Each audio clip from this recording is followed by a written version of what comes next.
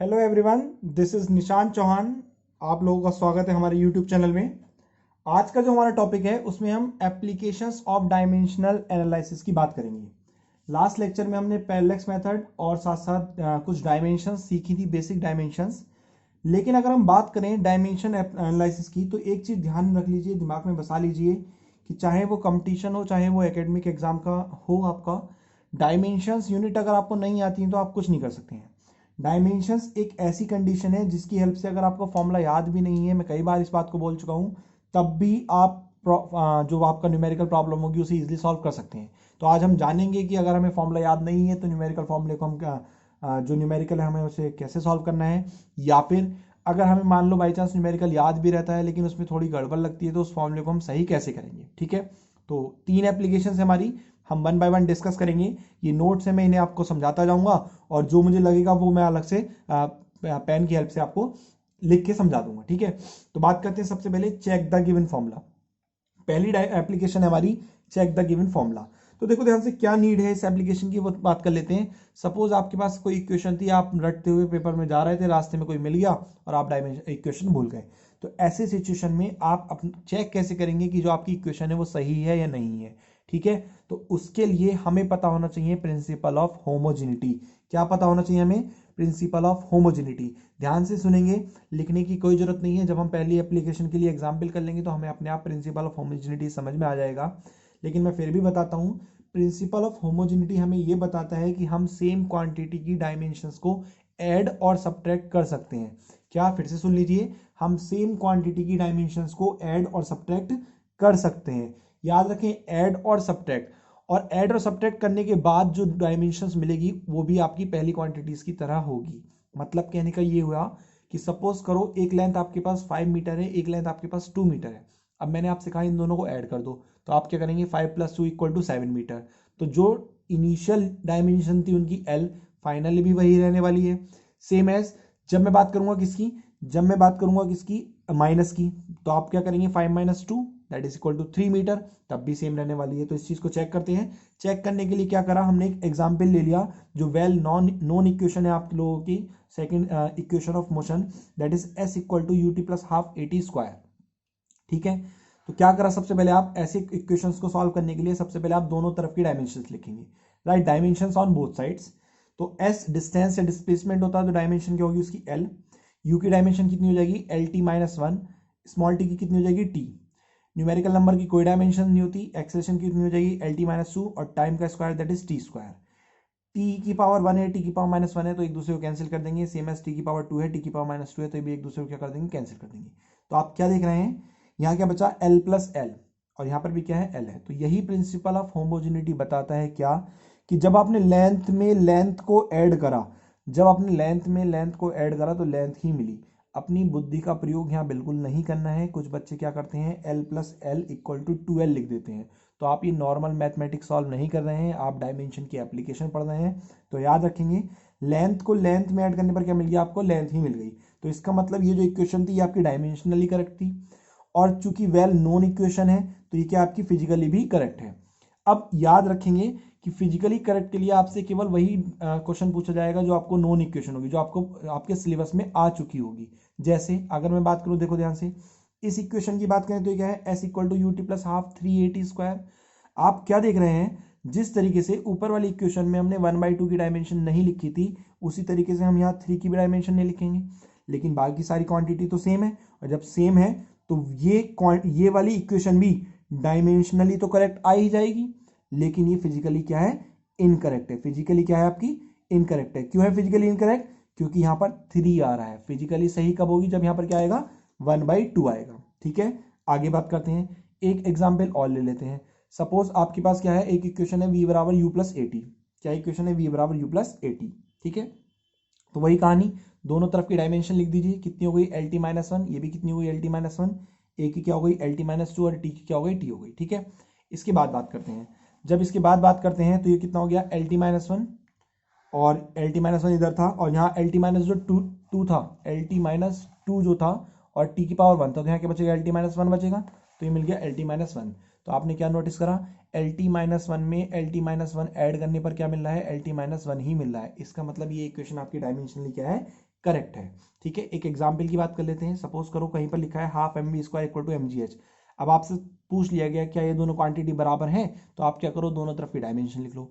अगर दोनों तरफ की डायमेंशन बराबर आती है तो ये क्वांटिटी भी क्या होंगी, बराबर होंगी। देखिए ध्यान से कैसे, मास की डायमेंशन होगी m, वेलोसिटी की होगी L T minus two, L T minus one, और जब उसका स्क्वायर करूंगा तो कितना हो जाएगा, L two T minus two. Same S mass की होगी m, इधर एम जी एच की मैं सॉल्व करके दिखाता हूँ। देखो आपको मास की क्या होगी m, एक्सेलेरेशन होता है एक्सेलेरेशन ड्यू टू ग्रेविटी, जी की क्या हो जाएगी एल टी माइनस टू, और एच की क्या हो जाएगी एल।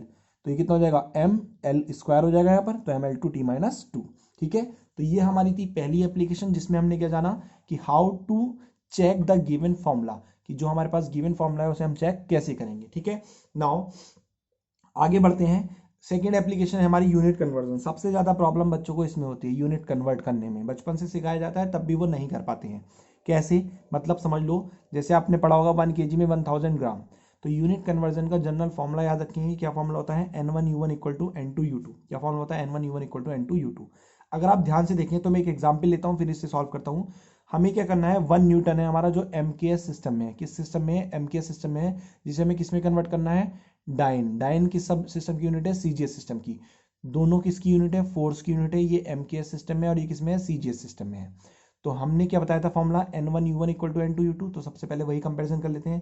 N1 हो गया 1, यूनिट 1 हो गई न्यूटन, N2 हम मान लेते हैं x, और यूनिट 2 क्या हो गया हमारे पास, डाइन। ठीक है, चूंकि डायमेंशन की एप्लीकेशन है तो यूनिट से तो काम चलेगा नहीं, तो ऐसी सिचुएशन में हम क्या लिखेंगे, इनकी डायमेंशन।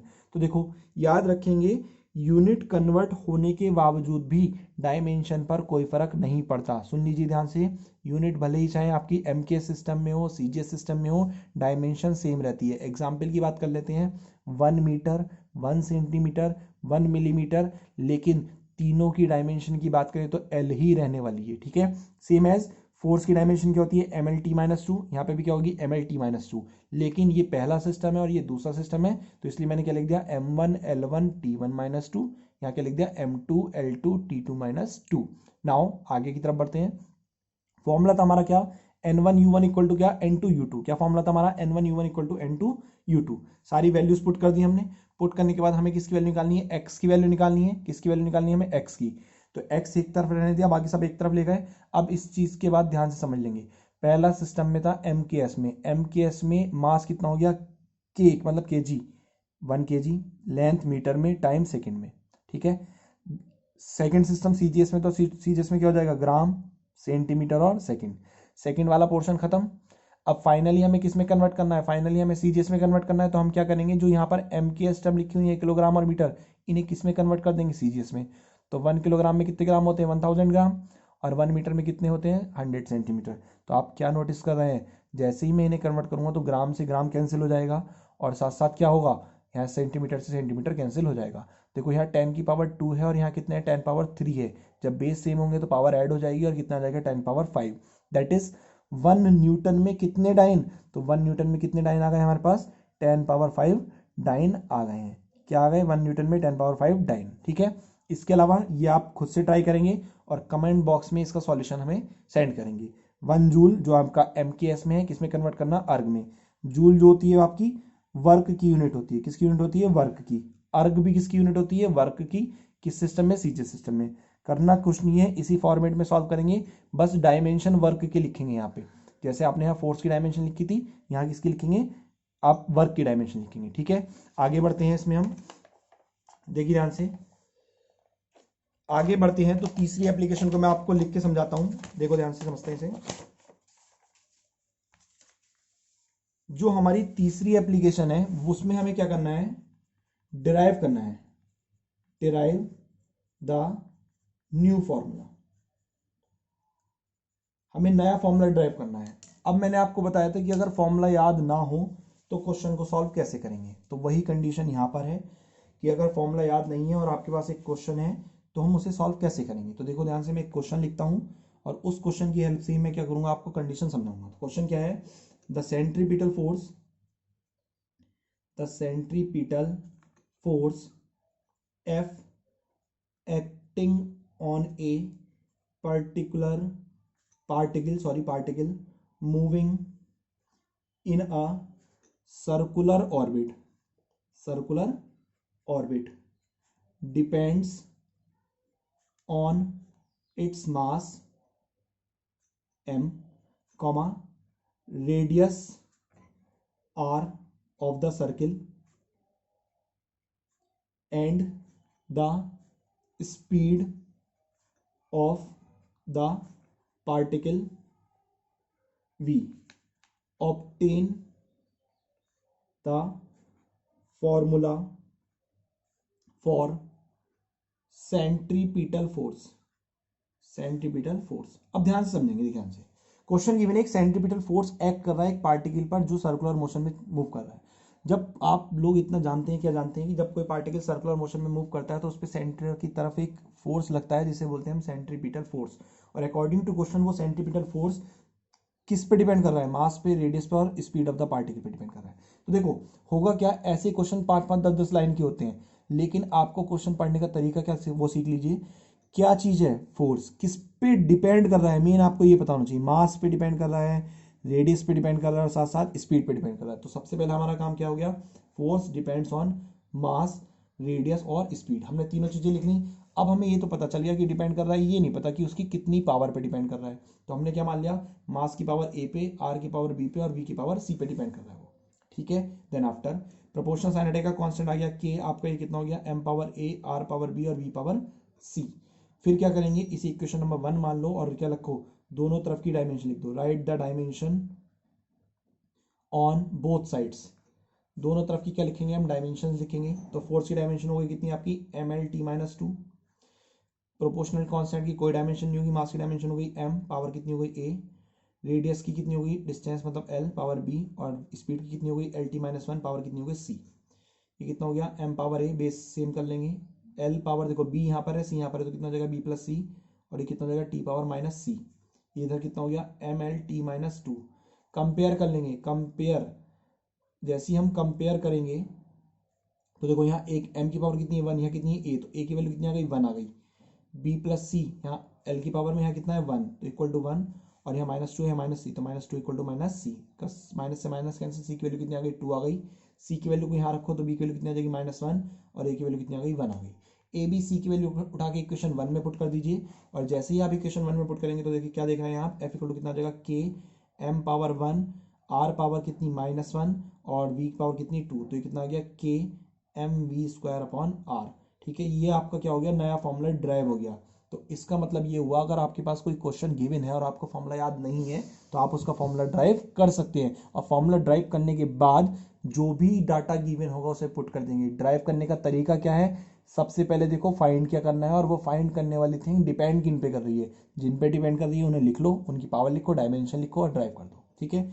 इसी तरीके से हमसे जुड़ने के लिए वीडियो को लाइक करें, शेयर करें और हमारे चैनल को सब्सक्राइब करके बेल आइकन को प्रेस करना ना भूलें। धन्यवाद।